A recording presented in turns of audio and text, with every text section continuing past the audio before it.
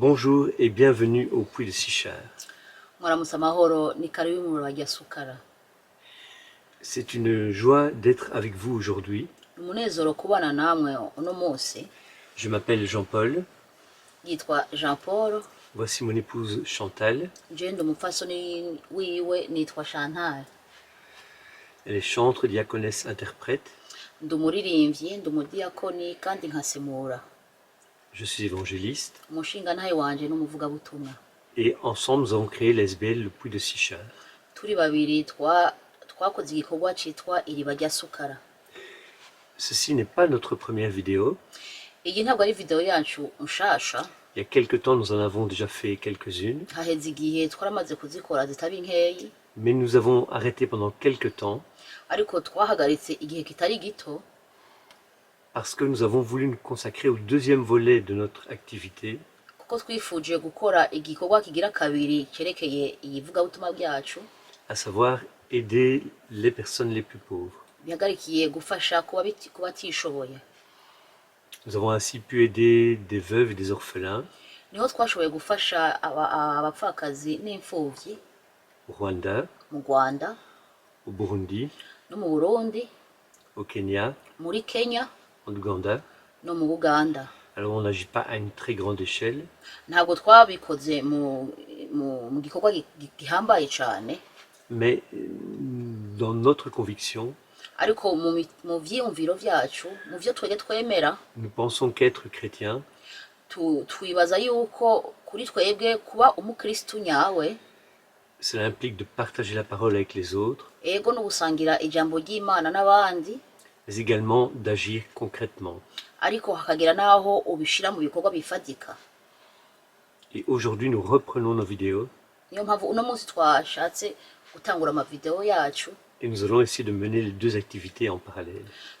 Tuzogerageza dukore ivyo bikorwa ukuntu ari bibiri, gusangiza ubutumwa bwiza no kubishira mu bikorwa bifatika. Tuzogerageza kubikora uko ari bibiri.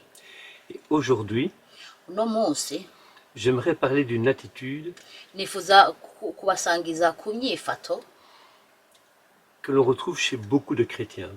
Tubona cyane cyane ku bakristo benshi. Se lamenter.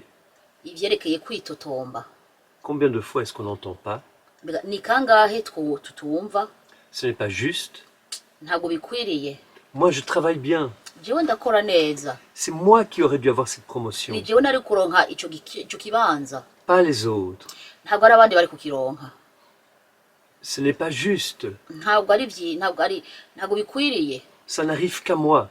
Ni kuri jewe gusa byigwa bishikira. Ce n'est pas juste. Ntabwo bikwiriye. J'ai beaucoup travaillé. Narakoze cyane. Et pourtant j'ai échoué. Ariko ntabwo nashoboye kugikorwa kanaka niyemeje. Se lamenter. Kwitotomba. J'ai besoin de telles choses, argent, voiture. Ndakeneye ibintu kanaka, amahera, umuduga. Et je ne vois aucune solution. Kandi nta nzira ndiko ndabona aho bizocamwo.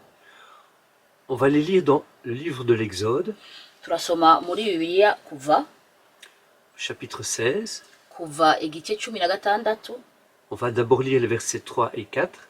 Tutangura gusoma igice umurongo wa 3 no wa 4.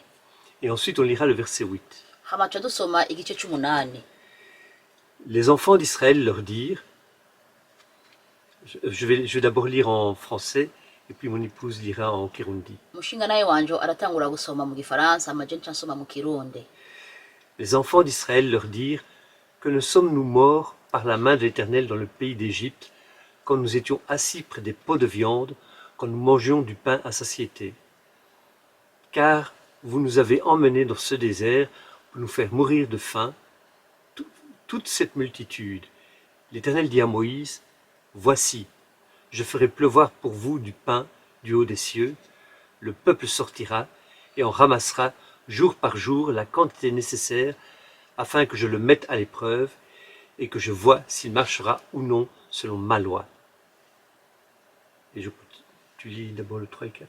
Ego, ndashaka gusoma igice ca 3 no ca 4 kuvayo 16 umurongo wa 3 havuga abana b'Isirayeli barababwira batuhoraho iyapfuma atwicira mu gihugu ca Egiputa tuciteretse inkono z'inyama tukirya ibyo kurya tugahaga, none mwadukuyeyo mutuzana muri ubu bugaragwa kugira ngo iri shengero ryose mutwicishe inzara. Igice cya kane kivuga maze uhoraho abarira Mose ati raba ngira ngo ndabacucuburire umutsima uvuye mu ijuru, uko bukeye abantu bame baja kwegeranya iby'uwo munsi kugira ngo mbagerageze ndabe yuko bitondera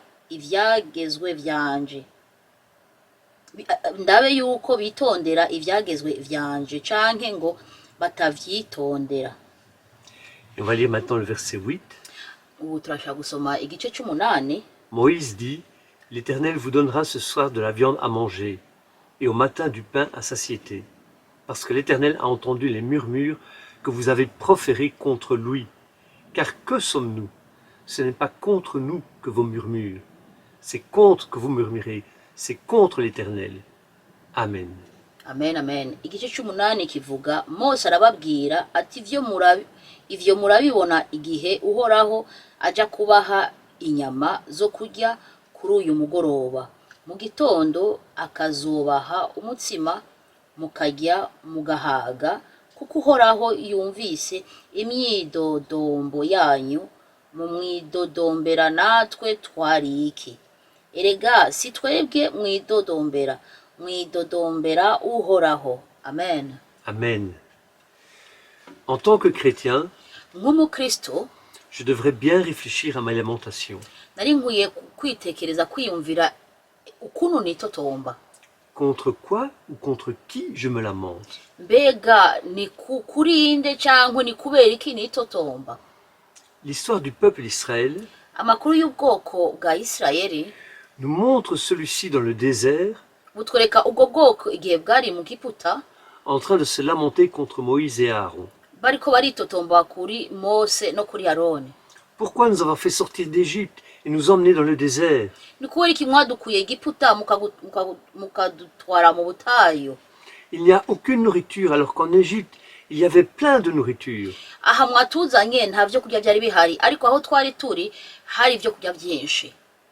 En faisant cela, Bariko barakora ivyo, Israël ne se contente pas de se lamenter contre Moïse, Isirayeli ntabwo bitotomvye gusa ku bwa Mose, mais il se lamente aussi contre Dieu, ariko bo bariko baritotomba no kukumana, car c'est Dieu qui a envoyé Moïse pour qu'il sorte d'Égypte. kuko n'Imana yarungise Mose kubera ibakura aho hantu. Quand, en tant que chrétien, Iyo igihe nk'umukristo je me lamente de ma situation, nitotomvye mu bihe ndiko ndacamwo, je prends le risque de me lamenter de Dieu. afite mba ndiko ndagerageza hari igihe usanga ndiko nditotombera ku Mana.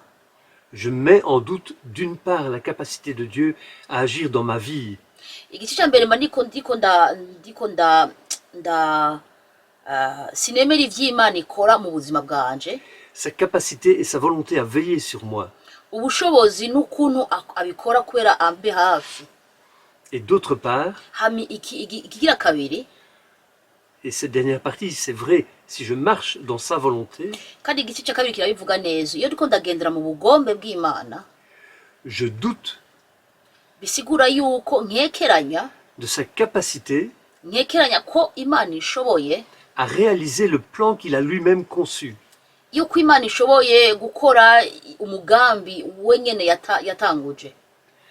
C'est un peu comme si je considérais comme Dieu comme quelqu'un de tellement stupide qu'il fait des plans qu'il ne peut pas réaliser. Ni nk'uko mba mbonye Imana yuko ari umuntu adafise ubwenge, adashobora no gusohoza imigambi we nyene yakoze.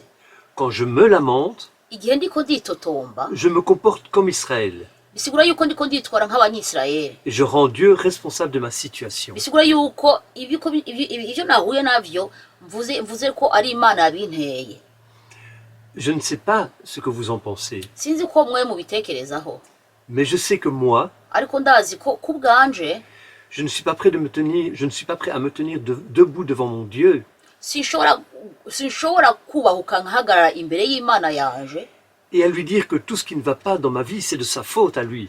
hama ngo ndayibwire yuko ibiriko biranshikira vyose n'amakosa yiwe, sachant que le plus souvent, kandi ubiravye kenshi cane je suis le seul responsable de ce qui se passe dans ma vie. ibintu vyose bingeraho kenshi usanga ari je navyikwegeye. Et dans l'histoire d'Israël, Hama kuvyerekeye amakuru y'abanyisirayeli on va voir que Dieu a choisi de donner au peuple ce qu'il voulait. turabona yuko Imana yari yateguye guha ubwo bwoko ivyo basavye. Mais le peuple d'Israël Ubwo bwoko bw'Isirayeli va encore une nouvelle fois se lamenter contre la nourriture. basubiye kandi kwitotomba ku mana Imana yabahaye. Ils vont se plaindre auprès de Moïse. Batanguye kwitotomba babwira Mose. C'est dans Nombre au chapitre 11. Ni kubara 11 mu bisangaho. Ils vont se plaindre auprès de Moïse en disant mais on en a ras-le-bol de cette manne, on voudrait de la viande. Bagiye kubwira turarambiwe n'ibi bintu duhaye durashaka kurya za nyama. Et la réponse de Dieu, Hama inyishu Imana yabishuye c'est Nombre 11, les versets 19 et 20. mu bisanga kubara 11 umurongo 19 gushika kwa 20. Vous en mangerez. Muzobifungura. Dieu est en train de parler de viande. Imana iko ivuga kuvyerekeye inyama. Vous en mangerez non pas un jour, Izo nyama muzozirya atari ku munsi umwe gusa, ni 2 jours, atari ku minsi 2 gusa, ni 5 jours, ni 10 jours, ni 20 jours, atari ku minsi 5, iminsi 10 cyangwa iminsi 20. mais un mois entier, Muzorya izo nyama ukwezi kose, jusqu'à ce qu'elles vous sortent par les narines, gushika naho izo nyama zisoka mu mazuru yanyu, que vous en ayez du dégoût, aho muzokumva mutagizishaka kandi, parce que vous avez rejeté l'Éternel qui est au milieu de vous, kuko mwagiye kure y'uhoraho ari hagati yanyu, et parce que vous avez pleuré devant lui en disant pourquoi donc sommes-nous sortis d'Égypte. kandi kubera mwitotovye mukora kuvuga ni kubera iki mwadukuye mu Egiputa. Écoutez bien cette réponse. Mwumvirize neza iyi nyisho. Quand je me lamente, Iyo nitotomvye je rejette l'Éternel. bisigura yuko mba ngiye kure y'uhoraho. C'est vraiment prendre un grand risque. Ubufashe C'est vraiment se mettre en danger. uba wishize mu kibazo wenyene. Surtout si nous sommes chrétiens. Cyane cyane nimba tuvuga ko turaba Kristo. Nous savons que Christ a accompli ce que personne ne pouvait faire. Turazi ko Kristo yakoze ivyo umwana w'umuntu atari gushobora gukora. Il a pris nos péchés. Kristo yafashe ibicumuro vyacu vyose. Il les a pris sur lui. Iravyikorera. Il a payé le prix de notre salut. Yatanze ikiguzi gihambaye ku buzima bwacu. Personne ne pouvait. Nta numwe yari gushobora. Personne ne peut et ne pourra jamais le faire. Nta numwe yari gushobora cyangwa azopfa ashoboye kubikora. Et lui, il l'a fait. Ariko Kristo we yarabikoze. Grâce à lui, je suis réconcilié avec mon Dieu. Kubera icyo gikorwa yakoze ndi mu busabane nyabwo n'Imana yanje. Je peux m'approcher de lui. Ndashobora kuyegera neza. Et j'ai l'espoir, Kandi mfise ukwizera, si je garde la foi, ninagumana ukwizera, de me retrouver plus tard dans sa présence. yuko nzombwa mu ruhande rwiwe umunsi kanaka. Alors quand je commence à me lamenter, Bisigura yuko iyo ntanguye kwitotomba, c'est aussi l'œuvre de Christ à la croix que je mets en cause. bisigura yuko igikorwa Kristo yakoze ku musaraba mbavuze kuko kitari cyabaye ciza. Quand je me mets debout devant Dieu pour me lamenter, Iyo mpagaze imbere y'Imana nkitotomba, et soyons clairs, tubivugisha ukuri. quand je me lamente, c'est souvent pour dire Seigneur, Iyo nitotomvye mba ndiko ndavuga Mana, tu vois ce qui m'arrive et tu n'agis pas. urabona ivyo uriko ndacamwo ariko nta kimwe kubwiye. Les autres qui ne prient pas, ils sont bien et moi je suis dans cet état. Abantu badasenga bameze neza hamajewe nsenga nkaba ndi muri ibi bintu. Nous n'avons tout simplement pas le droit de nous plaindre devant Dieu. Ntidukwiriye kwitotomba na gato imbere y'Imana. Il a sacrifié son Fils unique pour que nous soyons sauvés. Yatanze umwana we w'ikinege kubera twebwe dukire. Il l'a fait parce qu'il avait la volonté de passer l'éternité avec nous. Yabikoze kuko yifujije kuba ubuzima buhoraho na twebwe.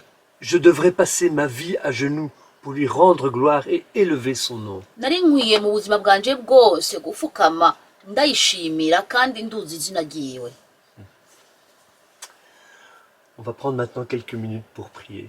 Turafata umwanya mutoya dusenge. Père, pardonne-nous. Data tubabarire. Pardonne-nous toutes ces fois où nous nous lamentons, tore icyo gihe cyose twitotomba, toutes les fois où je me suis lamenté, icyo gihe cyose jewe nitotomvye, et toutes les fois où je me lamenterai. icyo gihe cyose nzosubira kwitotomba. Aide-moi à prendre conscience de tout ce que toi tu as fait pour moi. Mana mfasha gutahura ibintu byose wankoreye, Aide-moi à m'installer définitivement dans ton salut. fasha kwicara neza na neza mu gakiza kawe, Parce que dans ce salut, kuko muri ako gakiza il y a la paix et la joie. hari amahoro n'umunezero. Non seulement tu me sauves, Kimwe urankiza, mais tu me libères aussi de mes propres lamentations. ikindi hama ukaca umbohora mu kwitotomba kwanje. Sois élevé, sois glorifié, Seigneur. Uhabwe icubahiro igihe cyose. Amen. Amen, amen.